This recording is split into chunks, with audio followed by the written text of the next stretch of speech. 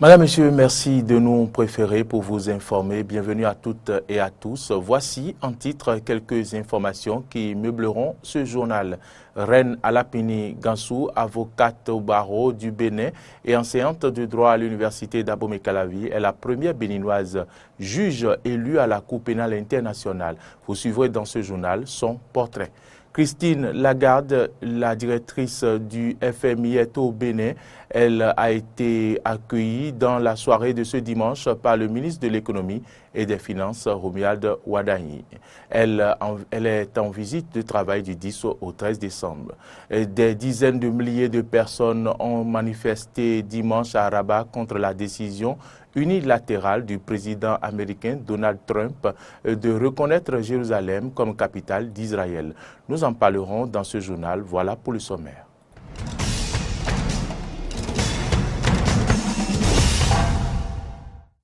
Déjà, la directrice du Fonds monétaire international FMI est à Cotonou depuis ce dimanche 10 décembre pour une visite de travail de quelques jours.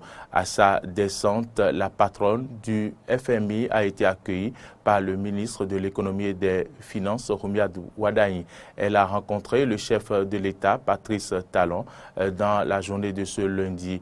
Elle va également échanger avec les acteurs de la Chambre de commerce et d'industrie du Bénin. Christine Lagarde va procéder à l'inauguration du bureau rénové du FMI à Cotonou et est aussi attendue, annoncée plus tôt, pour visiter le siège de l'Association de protection des enfants Terre des Hommes. Vous suivrez dans nos prochaines éditions le point de presse conjoint du chef de l'État, Patrice Talon, et de la directrice du FMI à sa sortie de l'audience ce lundi. Je l'annonçais en titre à l'occasion de la 16e session de l'Assemblée générale de la Cour pénale internationale CPI qui s'est tenue à New York aux États-Unis. Reine Alapini Gansou, avocate au barreau du Bénin et enseignante de droit à l'université d'Abomey-Calavi, a été élue juge à la Cour pénale internationale CPI pour un mandat de 9 ans. Elle devient ainsi la première béninoise juge de la CPI, voilà, qui est Reine Alapini Gansou. Samson Oké a fait son portrait que je vous invite à suivre. Le Bénin a son premier juge à la Cour pénale internationale CPI depuis le mardi 5 décembre 2017. La béninoise Reine Alapini Gansou a été élue juge par ses pairs à la faveur de la 16e session de l'Assemblée des États parties qui s'est tenue au siège de l'Organisation des Nations Unies. Née le 11 août 1956, Reine Alapini Gansou a effectué ses études supérieures à la faculté de droit à l'Université nationale du Bénin d'octobre 1979 à juin 1983 où elle obtient sa maîtrise en droit des affaires et carrière judiciaire. Après l'obtention d'un diplôme d'études approfondies en droit et politique de l'environnement en 1999 à l'université de Maastricht, Reine Alapini devient en 2007 titulaire d'un diplôme de 3e cycle en droit de la Common Law des affaires à l'université de Lyon en France. Pendant ces différents parcours, Madame le juge s'est spécialisée en droit international et droit de l'homme, droit commercial et des affaires, droit du travail et droit pénal. Elle est auteure et co-auteure de plusieurs publications scientifiques en droit et en droit de l'homme. Au plan professionnel, Reine Alapini Gansou est avocate au barreau du Bénin depuis 1986 et enseignante de droit à l'université d'Abomey-Calavi au Bénin depuis 2000. Présidente de la Commission africaine des droits de l'homme et des peuples depuis 2009, elle en est membre depuis 2005 où elle a exercé les fonctions de rapporteur spécial sur les défenseurs des droits de l'homme jusqu'en 2009. Lauréate du prix des droits de l'homme du cinquantenaire des indépendances africaines en 2010, cette juriste de haut niveau a été de mai en juin 2011 membre de la Commission internationale d'enquête des Nations Unies sur les violences post-électorales en Côte d'Ivoire. La candidature de Rennes à la Pénigansou a été soutenu par le gouvernement béninois qui, lors de son conseil des ministres du 6 septembre 2017 dernier, a instruit le ministre des Affaires étrangères et de la coopération ainsi que son homologue de la justice et de la législation d'organiser le plaidoyer en faveur de son élection. Première femme béninoise à la Cour pénale internationale CPI comme juge, elle est élue le 5 décembre dernier. Elle occupera ce poste pour les 9 prochaines années. Une nouvelle fonction qui apparaît comme un mérite pour l'ensemble de ses actions dans la promotion et la défense des droits de l'homme. Vous venez donc de suivre le portrait de Reine Alapini Gansou, première femme juge béninoise élue à la Cour pénale internationale. On lui souhaite plein succès donc dans sa nouvelle fonction. Le CORAF, institution partenaire des systèmes nationaux de recherche agricole, était au rendez-vous de la 33e réunion du réseau de prévention des crises alimentaires RPCA. Un événement spécial a été organisé durant la semaine dernière pour mieux exposer ses actions. Laurent Roland-Toniquet et Damien Pedro pour le compte rendu. Au nom des activités de la 33e réunion annuelle du réseau de prévention des crises alimentaires tenue à Cotonou du 4 au 8 décembre 2017, un événement spécial CORAF a été organisé. Il s'agissait pour les responsables de cette institution sous-régionale de présenter leurs actions, leurs expériences et les résultats obtenus depuis 1987, date de sa création. Le CORAF est une association de systèmes nationaux de recherche agricole rejoint par les producteurs et le secteur privé intervenant dans le domaine de la transformation et la production pour assurer la sécurité alimentaire et nutritionnelle dans la sous-région. À cette occasion de l'événement spécial CORAF, des présentations ont été faites avec à la clé des témoignages des représentants des pays bénéficiaires des actions du CORAF. Le CORAF intervient également dans la formation des cadres pour la recherche agricole. La deuxième chose que nous avons faite, c'est de mutualiser les moyens de recherche-développement de telle sorte que les pays soient responsabilisés pour différentes chaînes de valeur. Par exemple, le Bénin est responsable du maïs, vous allez au Ghana, c'est les racines et tubercules. Chacun travaille sur quelque chose qui a de la valeur pour toute la région et ainsi reçoit aussi quelque chose de la région. Mais que retenir de cet événement spécial CORAF sur la résilience et la sécurité alimentaire en Afrique? Nous disons que la recherche a les moyens d'éviter qu'on se retrouve en situation de précarité en renforçant la résilience. C'est le message que j'ai passé. Au lieu d'attendre la crise, je dis que nous pouvons nous préparer et avoir des stocks semenciers que nous pouvons distribuer parce que c'est l'une des premières victimes de toute crise. Quand vous avez des inondations, c'est des champs qu'on ne peut plus cultiver, c'est des semences qui s'en vont. Quand c'est la sécheresse, c'est des semences qui disparaissent. Les animaux, c'est pareil. Donc, la recherche peut mettre à la disposition des communautés les moyens de se prendre en charge pour être plus résilient face à une crise. Le CORAF, dans son fonctionnement, travaille avec l'Institut national des recherches agricoles du Bénin. Une collaboration que Dr Abdou Tankwano juge satisfaisante avec des projets dans les tout prochains jours.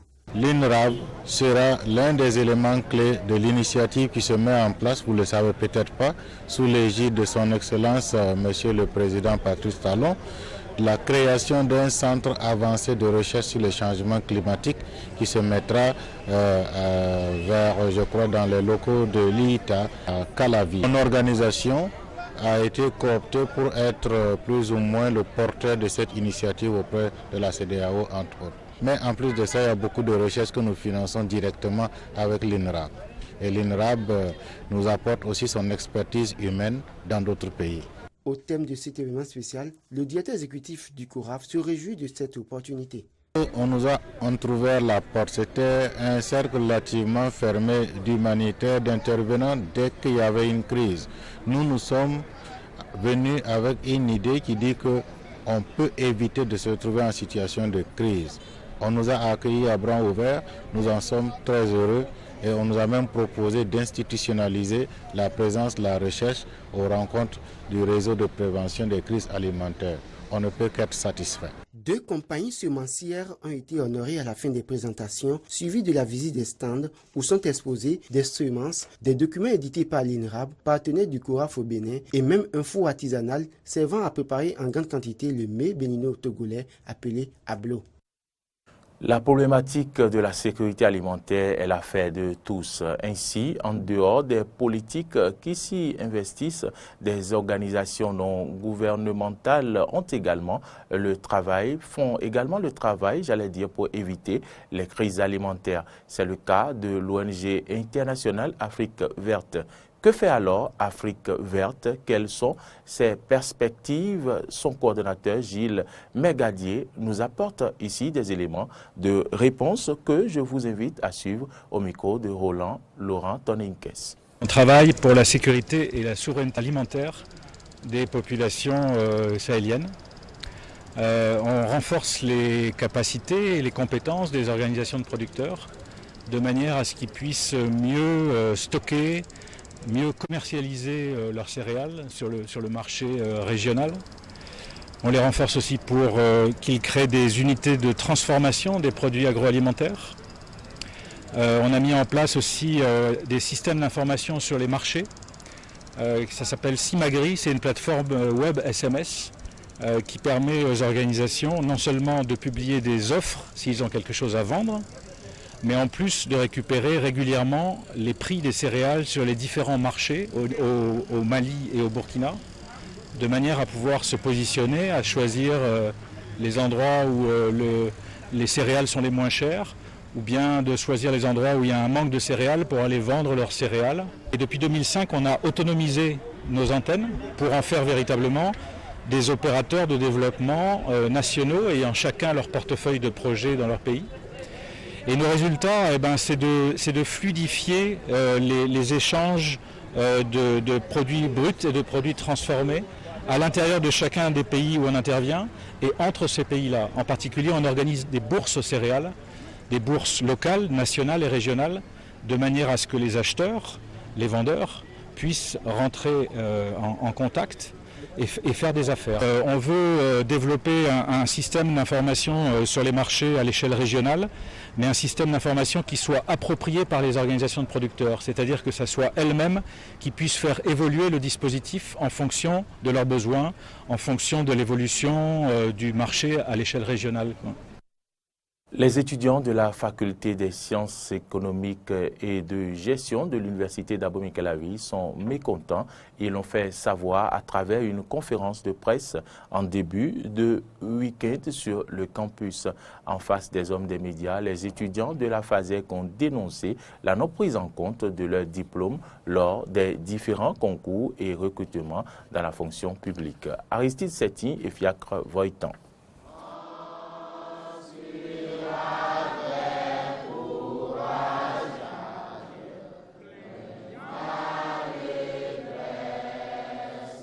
C'est avec l'Aube Nouvelle, l'hymne national du Bénin, qu'a démarré cette conférence de presse des étudiants de la faculté des sciences économiques et de gestion FASEG de l'université d'Abomey-Calavi. Au secours! Au secours! Au secours envers nos diplômes. Voilà l'état dans lequel nous souffrons pour étudier. Très mécontents, les étudiants de la FASEG dénoncent la non-insertion et la non-reconnaissance de leur diplôme dans les concours et recrutements de la fonction publique. Et c'est Sourou Eman, président du bureau d'union d'entité de la FASEG, qui plante le décor. Si nous constatons que lors des concours, chers camarades étudiants, on dit avoir le master ou le DA, la licence, à l'ENEAM, à l'ENAM, pendant que, chers camarades étudiants, nous, après avoir suivi ces nobles difficultés, camarades étudiants, on ne se sent pas parmi ceux-là, camarades étudiants, c'est grave. Les concours passés, chers camarades étudiants, je m'en vais vous dire, nous avons des preuves ici à la faculté des sciences économiques et de gestion. Nous avons des responsables d'amphi qui sont en deuxième année économie appliquée, chers camarades étudiants, qui sont allés au concours.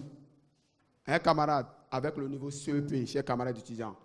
À bâton rompu, les étudiants de cette faculté ont dénoncé ce qu'ils appellent discrimination et ségrégation dans les diplômes d'État et ils s'inquiètent de leur avenir.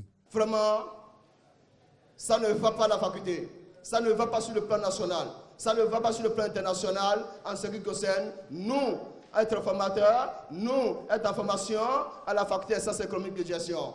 Vous le savez, nous sommes là ce matin Pour la non-reconnaissance et la non-insertion de nos diplômes dans la fonction publique.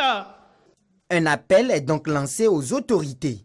Je voudrais demander à notre maman, vous savez bien, quand on demande service à une femme, elle ressent de la pitié et c'est vite fait. Je voudrais par ma voix féminine demander à Madame Marie Attanonzo Odile d'écouter nos plaintes de la FASEG et que nos diplômes soient reconnus. Nous, étudiants de la FASEG, on les appelle. On les appelle au secours.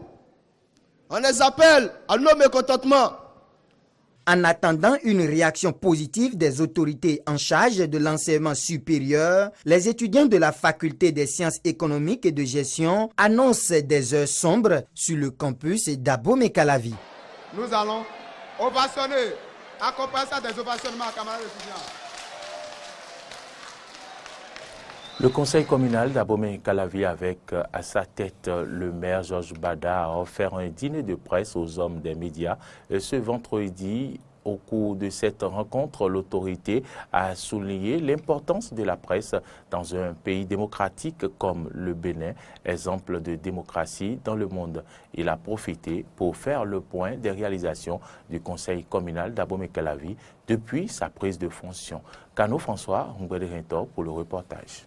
Le maire de la commune d'Abomey-Calavi a offert un dîner de presse aux hommes des médias de la dite commune. C'était dans la soirée du vendredi 8 décembre 2017 à la place de fête Jérusalem Garden de Calavi. Étaient présents l'autorité elle-même, le premier adjoint au maire, les membres de l'administration de la mairie, les patrons d'organes de presse, les directeurs de publication et les journalistes eux-mêmes. L'occasion pour le maire de reconnaître le mérite des professionnels des médias. Je voudrais vous remercier ce soir d'avoir répondu aussi nombreux. Ça, je ne savais pas que vous désiriez tant voir en face votre maire, le maire de la commune d'Abomey-Calavi. Vous faites et vous pouvez défaire les hommes politiques. Vous en avez le pouvoir. Sachez l'utiliser pour que dans notre pays, la paix puisse régner. Il a ensuite reprécisé l'objectif du dit dîner de presse. Nous avons souhaité cette rencontre conviviale. Nous avons souhaité que cette rencontre soit une rencontre de vérité. Pourquoi pas? De ce que vous entendez dire par les autres, que ce soit moi-même en personne qui vous le dise, sans langue de bois. Mettez-vous à l'aise. Je me soumettrai à toutes vos préoccupations. L'occasion était aussi propice pour l'autorité communale de répondre aux questions des hommes des médias comme elle-même a souhaité qu'on lui en pose. L'autorité a aussi profité de l'occasion pour rappeler aux hommes des médias les actions réalisées par son conseil communal. Nous allons toujours vous servir la vérité. Et si du reste, vous n'êtes pas sûr de ce que nous vous disons ce soir, vous pourrez passer à Betako, EPP, où nous avons réussi à faire un module de 3 classes avec magasin doté de tables et bancs. Le marché de Niné, toujours à Kassato, est une de nos réalisations à l'actif du conseil communal d'Abomey-Calavi. C'est vrai, nous avons accompagné également Pugému à la réalisation sur des sites qui appartiennent au conseil communal, le point de regroupement des déchets solides ménagers. Ça, c'est à Tokwa-Zungo, à l'arrondissement d'Abomey-Calavi. Nous avons également construit le marché de Tokwa-Zungo sur fonds propres, 2 hangars de 12 places, toujours à Abomey-Calavi. Kansoupa, c'est encore Abomey-Calavi central. Nous avons construit des écoles parce que pour le conseil communal, développer une commune, c'est commencer à réaliser l'éducation. Ce qu'il faut pour que les enfants puissent être dans de bonnes conditions de savoir. Comprendre et reconnaître les mérites des professionnels des médias est une fierté pour la corporation. Et il est important que ces genres d'initiatives soient renouvelées et c'est ce qu'a souhaité l'autorité en rappelant aux hommes des médias qu'une autre rencontre du genre aura lieu en 2018. Hors du Bénin, à présent, des dizaines de milliers de personnes ont manifesté dimanche à Rabat contre la décision unilatérale du président américain Donald Trump de reconnaître Jérusalem comme capitale d'Israël.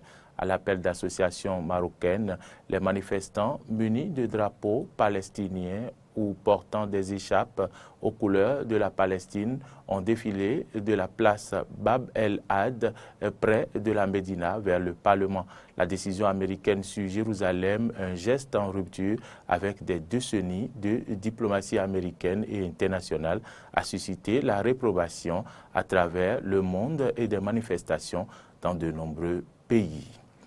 Les ministres des Affaires étrangères de la Ligue arabe ont appelé Washington à annuler sa décision de reconnaître Jérusalem comme capitale d'Israël dans une résolution publiée dimanche matin après une réunion au Caire. Dans cette résolution, les ministres arabes affirment que les États-Unis se sont retirés comme parrains et intermédiaires du processus de paix au Proche-Orient. Et ils demandent que les États-Unis annulent leur décision sur Jérusalem.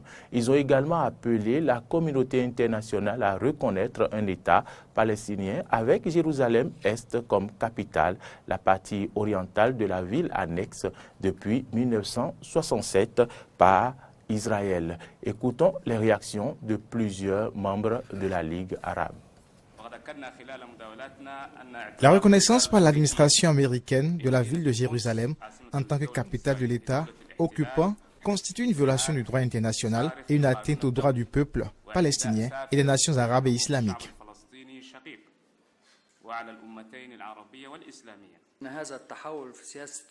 Ce changement dans la politique américaine à l'égard de Jérusalem est un développement dangereux.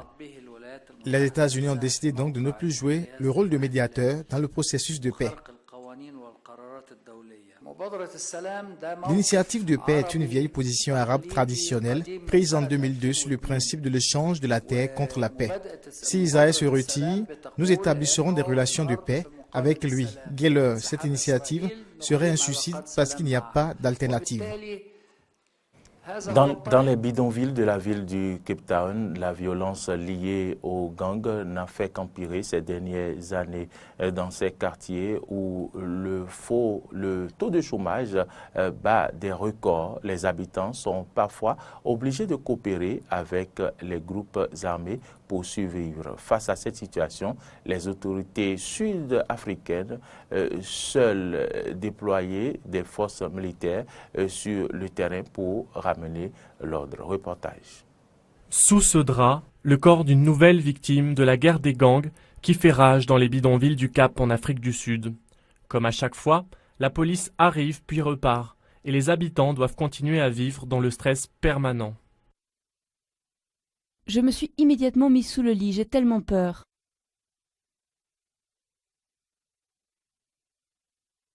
Beaucoup d'entre nous n'ont jamais connu la paix. Nous ne savons pas ce qu'est vivre en harmonie. Nous avons grandi avec la violence. Ce district affiche l'un des taux d'homicide les plus élevés du pays. Plus de 50 personnes sont mortes dans des fusillades entre gangs ces 4 derniers mois. Le fort taux de chômage et les problèmes sociaux favorisent l'implantation de ces groupes armés. Il y a beaucoup de coopération entre la communauté et les gangs. Les gens ne le font pas parce qu'ils en ont envie, ils y sont poussés pour pouvoir survivre.